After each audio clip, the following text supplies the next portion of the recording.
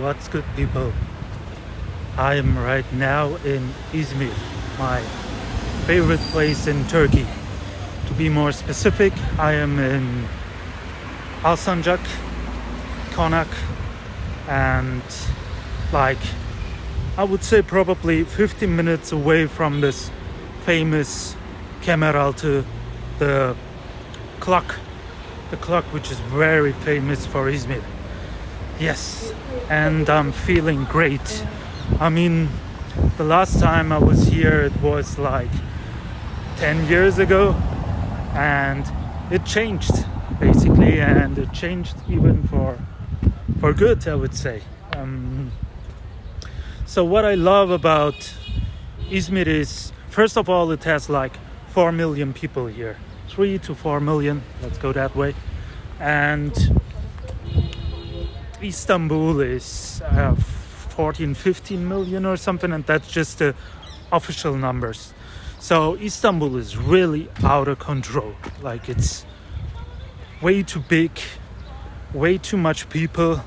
It's too stressful for me. So I used to live there for 6 months when I worked for Apple, and yeah, it was too much for me. I never felt that good there.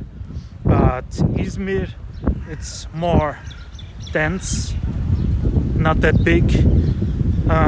The people are extremely progressed, which is also amazing. You have lots of food and drink opportunities, and even alternative scene. What I love about it. So it's great to be here. Honestly, just a second. So yeah, that's better. And I enjoy my days. I'm just here for 2 days or something. Yeah, for 2 days. Friday I'm going back to Berlin, to Germany. So I enjoy my days here in Izmir. And oh, it's windy, I hope, because it's right next to the water. This is amazing about Izmir. Like, you are surrounded by water. Everywhere you look, you see some water. Now here we don't have water. Water is more on this side. But let me show you. I installed another app with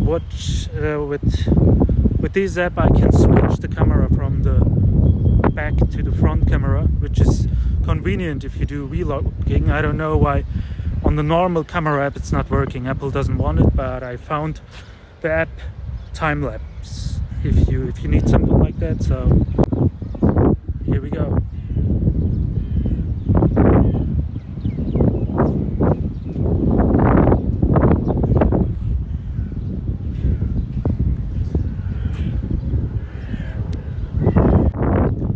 So yeah, you see, I could switch it without turning the camera off, which is amazing. So that's beautiful. And yeah, this is like Yeraltı Otoparkı. It's a little park, and I feel very good when I'm in a green place. So I was like, let's go to the park. And here we are. And I want to talk about something today, and that's the power of words, or the power of language. So we are able to, before I start, I have to show you guys this. It looks amazing. Just a second.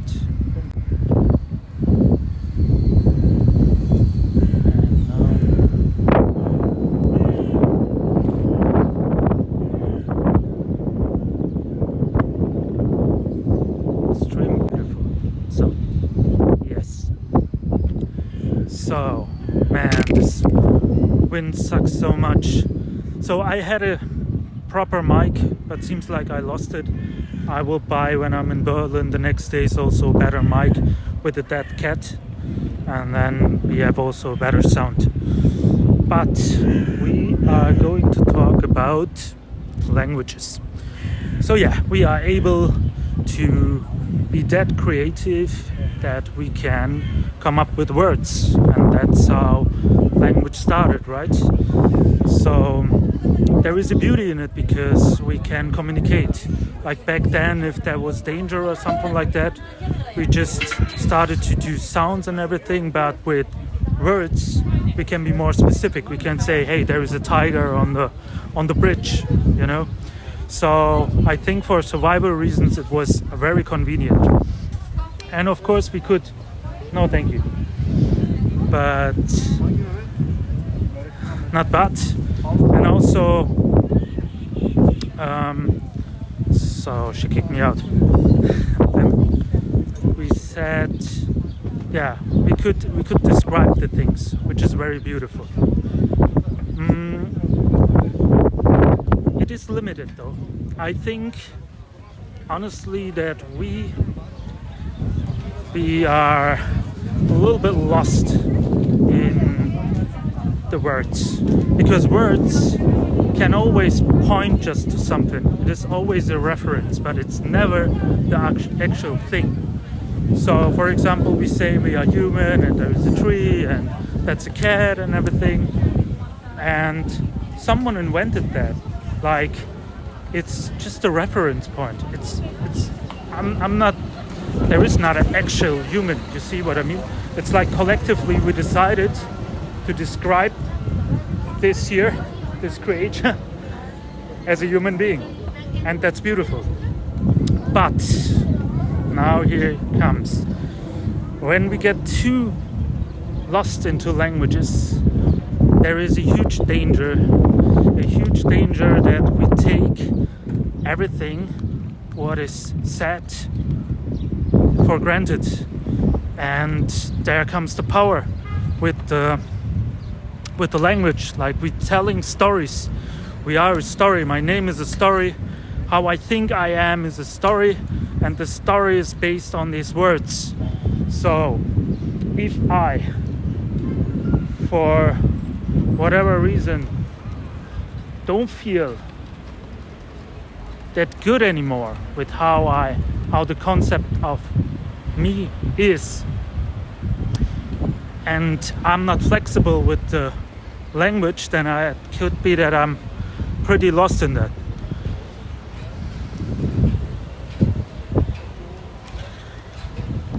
I will try to explain it in another way.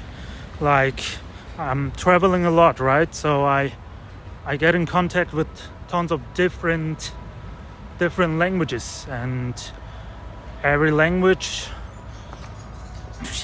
is different. Some are maybe a bit more positive than the other ones, and the interesting thing is that I can see a link on how happy the people are, or how unhappy they are, linked with the language. So there is a extreme beauty in seeing the things as they are. Like seeing a tree, that's the thing with being totally in the moment and having a actual experience without labeling it. See what I mean? So I think we should have that always in mind. Words are fascinating, it's beautiful, but it's just concepts, and it's just stories. And we have to be careful with what kind of stories we are using. Is it like a positive story that we are telling to each other, or are we using limited beliefs, for example? I will take a sip. Yes. So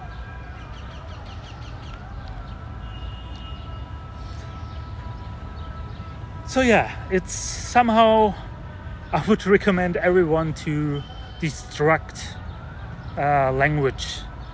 I was sometimes, when I meditate and I'm very deeply in this meditative state, I forgot to think. And when I forgot to think, there is total stillness. So there is no words anymore. And that's the moment I'm the most connected, where I actually can feel that everything is connected, and I know everybody's talking about it, all is one, yeah, and sometimes it sounds pathetic, but that's the thing with language, you know. But however, you sense that everything is perfect and everything is beautiful the way it is, and just relabeling it can destroy it. I think it's a quote from, what was it? How can I forget it? From Shakespeare. To be or not to be. Hamlet. There is no good or no. There is neither good or bad. It's just, it's just us who are saying what's good and what's bad. Other than that, there is just isness. And Meister Eckhart is talking a lot about it. Alan Watts, Eckhart Tolle. Basically, that's the core teaching of all spiritual teachings. So I wish that everybody can experience that. There is such a beautiness in it. And I see also the beauty of language, but as I said, I think it's limited. Yes. So, what am I going to do now? I will walk towards the famous clock. That was something I wanted to get out. I also wanted to show you guys the park. Yeah, it's very beautiful. If you want to experience Turkey, you need to come to Izmir. The whole region here, basically the west coast of Turkey, Ege.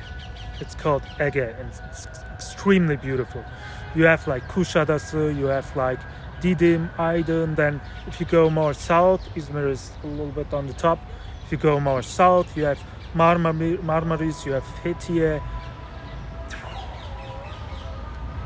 Beautiful places. So have a look here for sure. I also didn't explore these areas that much. I will come for sure back and I will do a road trip or something like that. It's just beautiful. Yeah, for now we have everything, and I wish you all the best and see you again.